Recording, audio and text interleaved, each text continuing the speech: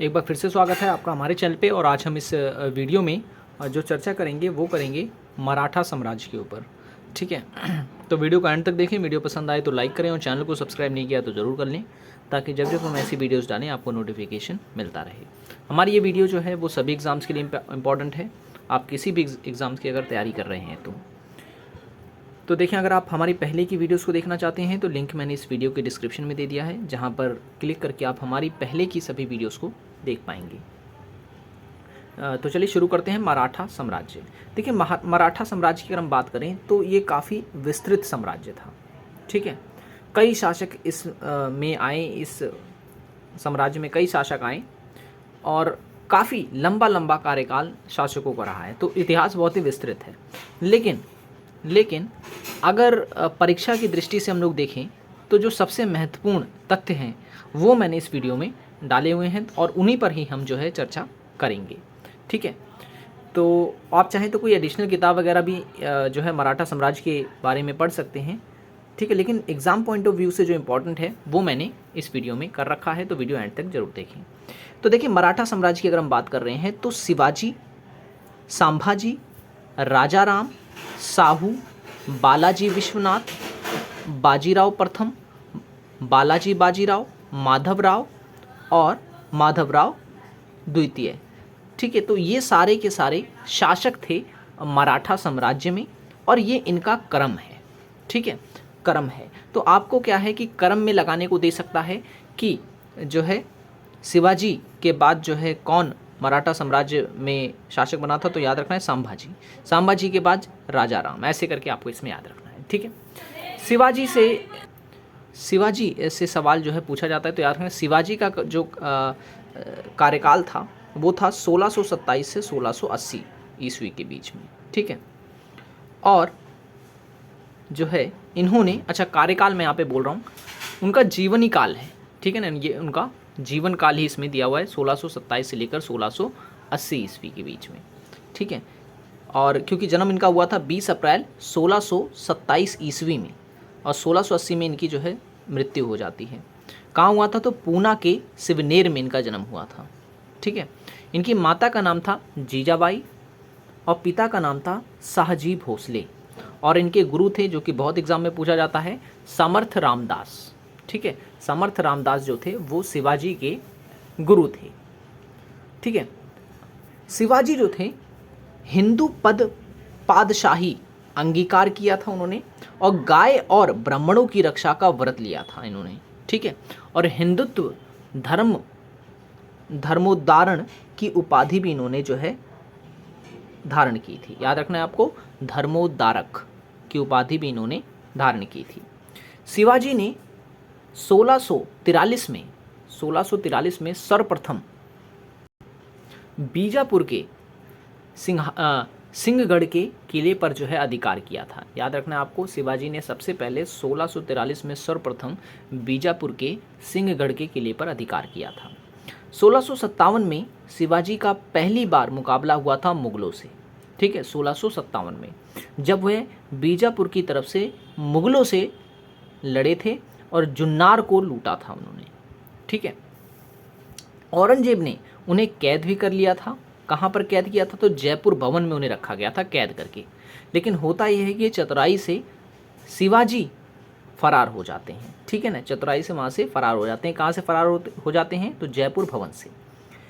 14 जून 1674 ईस्वी में शिवाजी ने काशी के प्रसिद्ध विद्वान गंगा भट्ट से अपना जो है राज्याभिषेक रायगढ़ में करवाया था।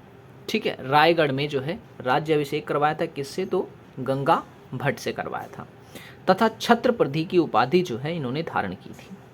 कब धारण की थी? याद रखना है आपको, तो 1674 में। ठीक है, और कहाँ पर? तो रायगढ़ में। किसके द्वारा? तो विद्वान जो थे वो थे गंगा भट्ट के द्वारा।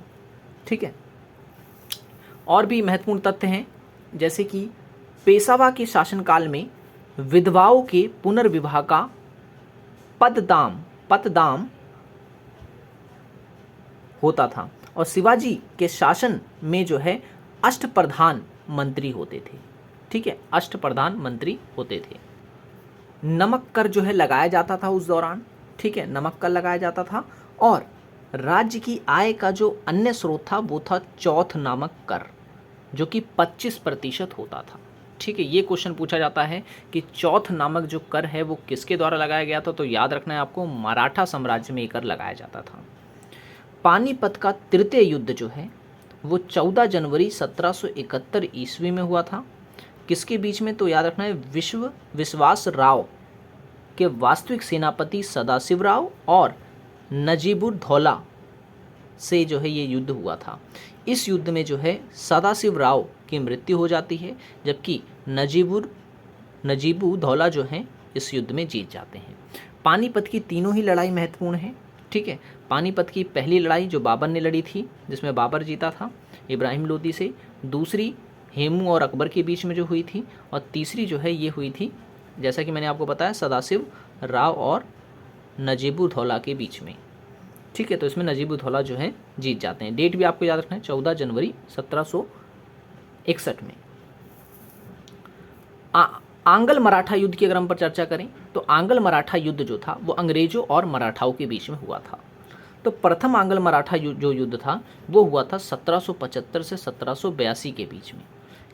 तो उस समय मराठा का शासन था रघुनाथ राव के हाथ में, और अंग्रेजों के बीच में युद्ध होता है। इस युद्ध में की जो समाप्ति है वो सूरत की संधि से होती है, जो कि हुई थी 1882 में। ठीक है, उसके बाद द्वितीय आंग्ल मराठा युद्ध भी होता है 1803 से 1806 ईस्वी में। फिर तृतीय आंग्ल मराठा युद्ध 1817 से 1818 ईस्वी में। ठीक है, और कई सारी ऐसी संधियां हैं जो की गई थी अंग्रेजों के द्वारा और मराठा शासकों के बीच में, तो वो भी आपको याद रखनी है। जैसे कि पुरंदर की संधि 22 जून 1665 में हुई थी, मुगलों के जयसिंह और शिवाजी के बीच में हुई थी। सूरत की संधि की अगर हम बात करें तो 1775 में रघुनाथ राव और ईस्ट इंडिया कंपनी के बीच में संधि हुई थी। सालबाई की संधि आपको याद रखनी है, 1782 में ये हुई थी, पेशवा माधवराव और अंग्रेजों के बीच में। बड़गांव की संधि 1779 में हुई थी, पेशावर माधव नारायण एवं अंग्रेजों के बीच ये संधि हुई थी। ठीक है, और बड़े गांव की संधि भी आपको याद रखना है। बड़गांव की संधि, अच्छा ये तो मैंने आपको बता दिया। मंदसौर की संधि 6 जनवरी 1818 को हुई थी, होलकर और अंग्रेजों के बीच में। ठीक है, तो जितने भी युद्ध मैंने अभी आपको बताए आंग्ल मराठा वगैरह, और अभी जो मैंने आपको बताए ये जो है महत्वपूर्ण तथ्य जितने मैं आपको बता रहा हूँ वो सारे के सारे आपको याद रखने हैं। ठीक है, मराठा कालीन अधिकारियों के बारे में याद रखना है। यहाँ से भी एग्जाम में क्वेश्चन पूछे जाते हैं कि मराठा की जो प्रशासन व्यवस्था थी उसमें हालांकि काफ़ी अच्छी थी, यही कारण था कि मराठा जो है बहुत कम हारे थे। ठीक है ना, बहुत कम हारे थे और अपना साम्राज्य जो है काफ़ी विस्तृत किया था इन्होंने। तो वहाँ के अधिकारी के बारे में भी आपको याद रखना है, जैसे कि मजूमदार जो है उस दौरान आय व्यय का जो निरीक्षक होता था उसे कहा जाता था मजूमदार। ठीक है, और मिरासदार कहा जाता था जमींदारों को। ठीक है ना, मिरासदार जो होते थे वो जमींदार होते थे। और पाटिल कहा जाता था गांव के मुखिया को। ठीक है, गांव के मुखिया को। और कुलकर्णी कहा जाता था भूमि का जो लेखा जोखा रखता था। ठीक है, लेखपाल जिसे हम कहते हैं इस समय, वो मराठा साम्राज्य में जो है कुलकर्णी कहा जाता था उन्हें। और देश पांडे कहा जाता था जिला अधिकारी को। ठीक है, जिला अधिकारी को देश पांडे कहा जाता था। तो ये थे महत्वपूर्ण तथ्य जो थे मराठा साम्राज्य से जुड़े हुए। कुछ इसमें अगर फॉल्ट हुआ है, कुछ गलती हुई है तो आप मुझे कमेंट करके ज़रूर बताएं। वीडियो पसंद आया हो तो लाइक ज़रूर कर देना, चैनल को सब्सक्राइब नहीं किया तो ज़रूर कर लें, ताकि इस तरह की वीडियोस हम आपके लिए लाते रहें।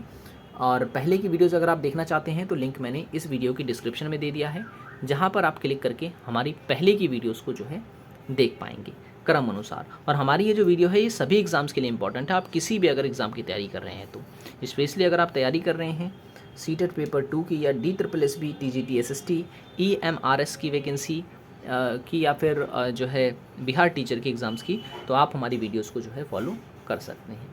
ठीक है, NCERT बेस्ड हमारी ये वीडियोस हैं। NCERT में जितने भी तथ्य दे रखे हैं उनको बाकायदा लिए गए हैं वो सारे पॉइंट्स, और एडिशनल पॉइंट भी इसमें हमने जोड़ दिए हैं। ठीक है, तो मिलेंगे अब अगली वीडियो में।